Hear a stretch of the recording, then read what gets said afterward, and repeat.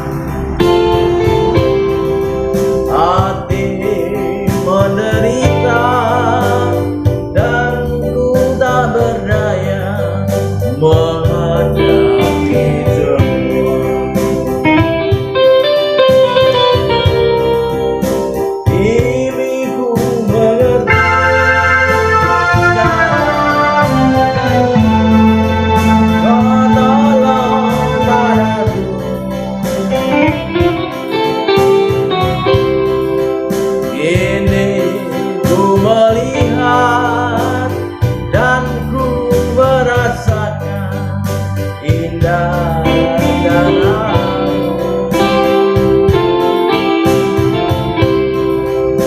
Tapi ku mengerti sekarang,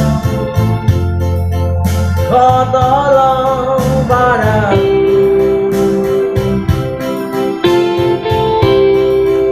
Kini ku melihat dan ku merasakan indah rencana.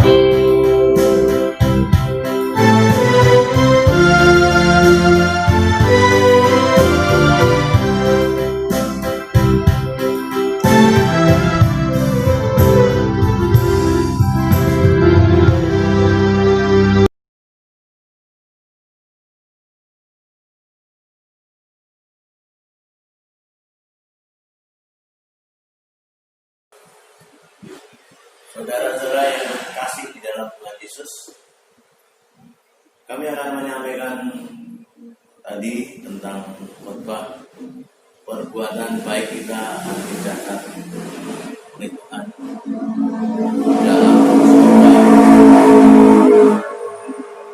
Mari kita buka dalam kitab Lukas pasal 20 yang berbunyi, bertekunlah dalam iman sehingga nama kita terdaftar di surga. Let us steadily in faith, so our names are registered in heavens. Ngupaya iman rumiyin pitados men marang Gusti, rumiyin sahingga jeneng kita sadaya tertulis terserat ing surga. Demikian sabda Tuhan yang kita baca dalam kitab Lukas pasal 10-20. Sebagai iman Kristiani, umat Tuhan Yesus harus pegangan kitab sehingga akan membimbing hidup kita hari demi hari, day by day, akan mengalami keselamatan dunia dan keselamatan akhirat. Maka jangan tinggalkan Alkitab. Baca setiap hari, setiap saat, dan kita sering berdoa. Maka hidup kita akan dipenuhi dengan Roh Kudus dan ada tuntunan-tuntunan yang baik sehingga kita menjadi orang sukses di dunia dan di akhirat. Itu sabda Tuhan. Let us reign steadily in faith, also our name are registered in heaven. Bertekunlah dalam iman sehingga nama kita tercatat di surga. Jadi sebagai umat Tuhan, kita harus selalu pegang dengan Alkitab setiap saat, setiap hari, sehingga hidup kita akan nyaman dan tidak akan mengalami gangguan. Kuasa gelap, kuasa yang dibuat oleh iblis pada kita akan terhindar karena kita selalu dekat pada Tuhan. Demikian itu anjuran dalam Alkitab. Kalau orang sudah jauh dengan Tuhan, maka akan banyak halangan-halangan dalam hidup.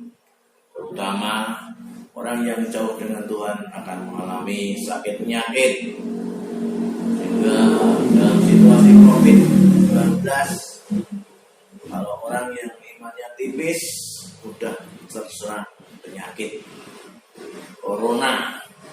Ini karena anak Tuhan, kita tidak akan kena penyakit corona karena kita dekat dengan Tuhan. Tuhan akan selalu memelihara hidup kita, tubuh kita, jiwa kita, roh kita, sehingga terhindar dari segala penyakit. Penyakit apa saja akan sirna. Apalagi corona tidak akan kena pada orang yang beriman dan bertakwa pada Tuhan. Juga orang yang jauh dari Tuhan akan mengalami kekurangan, baik itu kekurangan dalam arti ekonomi, sehingga tidak mendapatkan keuntungan dalam hidupnya, selalu penuh dengan kekurangan. Kenapa? Kita tidak pernah berdoa. Kalau kita sering berdoa, sering memohon, maka kita akan dikabulkan. Janji Tuhan dalam kitab Yohanes, mintalah apa saja yang kamu minta akan dikabulkan bila kamu di dalam aku dan aku di dalam kamu. Apa saja yang kamu minta akan kabul terjadi. Sehingga kehidupan kita akan menjadi penuh berkat dan penuh kebahagiaan karena kita dekat dengan Tuhan. Kalau kita jauh dengan Tuhan, otomatis kuasa-kuasa gelap mendekat kita dan kita akan dalam berpikir, bertindak selalu nabrak, tidak pernah sesuai dengan rel tujuan hidup dan jalan-jalan yang lurus, yang baik. Itu. Maka kalau kita selalu dekat dengan Tuhan, nama kita karena perbuatan baik kita akan dicatat di surga.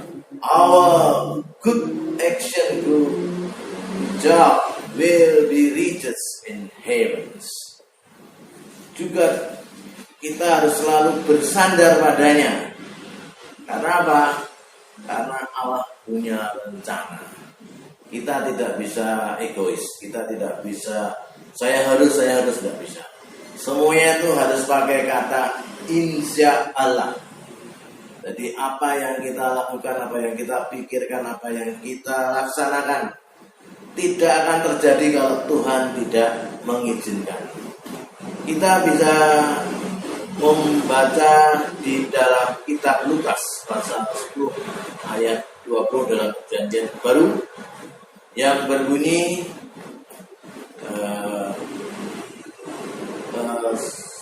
sebab bertekunlah dalam Tuhan karena rencana Allah berbeda dengan rencana manusia.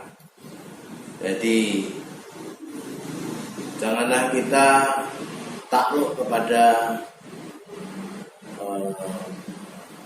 rencana-rencana jahat.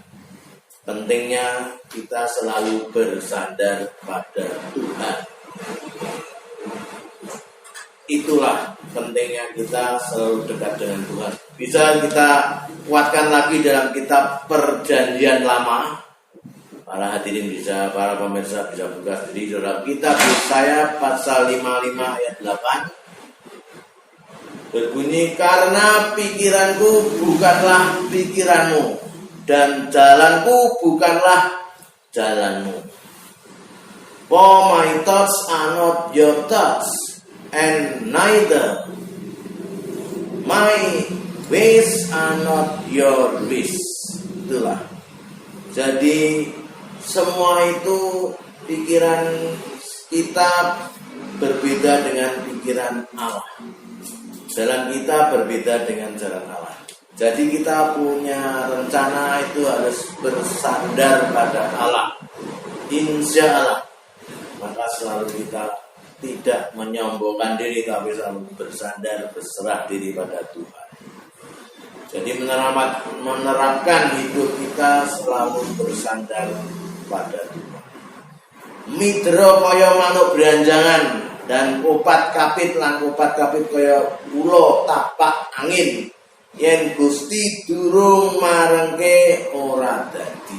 Itu dalam kata-kata bersahabat Jawa. Jadi sak pulai-pulai wong punya gagasan apa saja, kalau Tuhan belum izinkan tidak akan terjadi. Maka istilah Jawa itu bagus. Midro kaya manuk beranjangan lan kopat kapit kaya ulo tapak angin. Yen Gusti durung marengke ora dadi. Itulah God's plan is different man's plan. Rencana Allah berbeda dengan rencana manusia. Kadang-kadang kalau kita dalam gagal dalam hidup, jangan bersusah. Mungkin Tuhan mempunyai rencana sendiri untuk kita. Rencana Allah lebih baik daripada rencana manusia. Maka jangan putus asa dalam hidup ini. Serahkan hidup kita, kekhawatiran kita kepada Allah. Sehingga apa yang menjadi plan hidup kita akan didampingi Allah dan disertai dengan kuasa-kuasa Roh Kudus. Jadi kita tidak boleh putus asa dan selalu dekat pada Tuhan. Kita ingat dalam perjanjian lama, kita Nabi Elia di saat itu di bangsa Israel mengalami tidak ada hujan hampir berapa bulan, 3 tahun, sehingga rakyat mengalami kekurangan air dan ekonomi hancur. Segala apa saja tidak ada apa yang tersedia. Nabi Elia bertemu dengan janda di Serpat, di Sidon. Dia hanya berkata pada janda itu, apa yang kamu derita serahkan pada Tuhan. Serahkan, hidupmu akan dipelihara Tuhan. Saat itu Nabi Elia berdoa, ada burung gagak membawa roti, sehingga Nabi Elia bisa makan dengan roti dan air di sungai yang tersedia itu. Itulah roti datang dari Allah. Jadi kalau kita dalam kekurangan, dalam kesusahan, dalam mengalami finite ekonomi, serahkan hidupmu pada Tuhan. Nanti Allah akan memberi. Contohnya Nabi Elia, serahkan total imannya pada Allah, sehingga ada burung gagak yang berikan roti mana pada Nabi Elia sehingga bisa makan, dan janda itu bisa hidup. Bahkan anak janda itu mengalami kematian, Nabi Elia bisa menghidupkan saat dia berdoa meminta Allah hidup juga. Itulah ajaib, miracle. Suatu kehidupan kalau dengan Tuhan penuh dengan keajaiban. Tiada yang mustahil bagi Allah.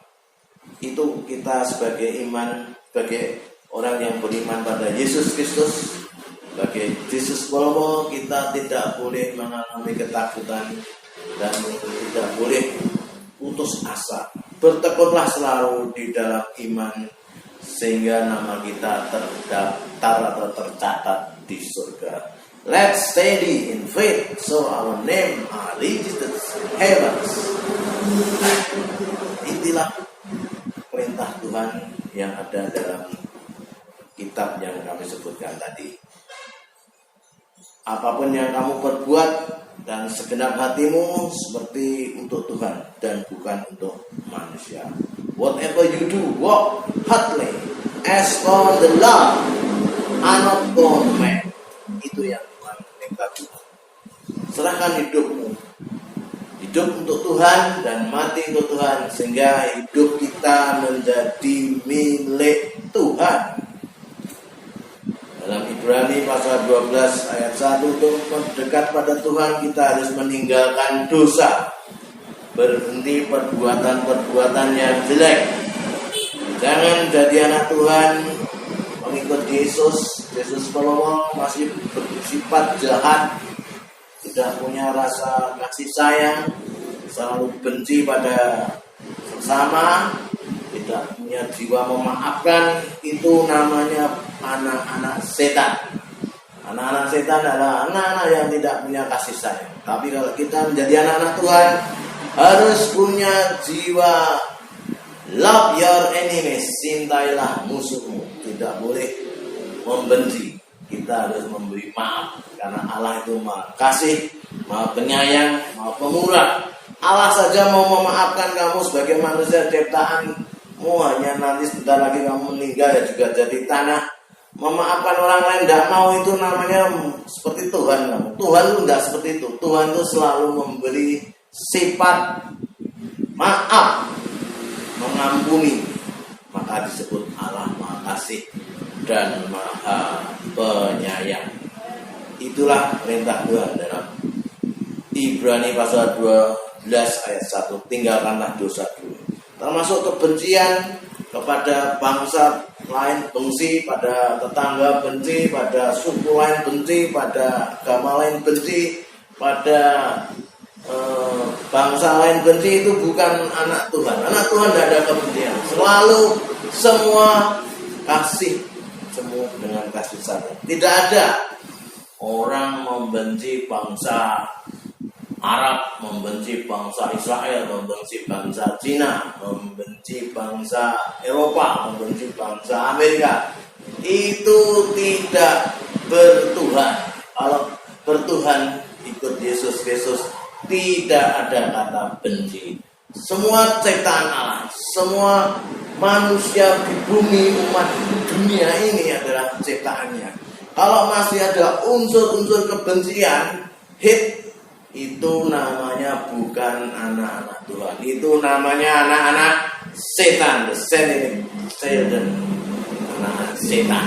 Kita harus menjadi anak-anak Tuhan yang selalu penuh kasih sayang. Love your enemies, selalu memaafkan. Cintailah musuhmu dalam ajaran Yesus. Itulah perintah Tuhan, sehingga kehidupan ini akan menjadi indah kalau dunia sudah penuh dengan kasih sayang. Tapi kalau dunia hanya diliputi oleh kecemburuan sosial, dihidupi oleh konflik-konflik batin, dihidupi oleh kesombongan, di lingkungannya penuh kebencian, dunia tidak indah, tidak ada damai. Maka belajarlah kita selalu ikut Yesus dengan berjiwa kasih dan damai, sehingga amalan kita, perbuatan kita akan dicatat di surga. Our names are registered in heaven.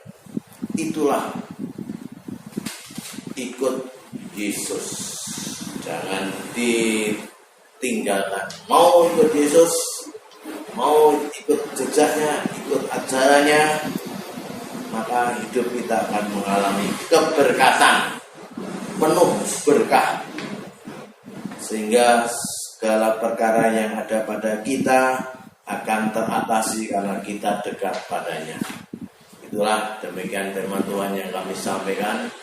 Semoga ini perkataan firman Tuhan menjadi berkat bagi para pemirsa pendengar di acara khotbah saya, sehingga membawakan berkat. Tuhan memberkati kalian. Amin.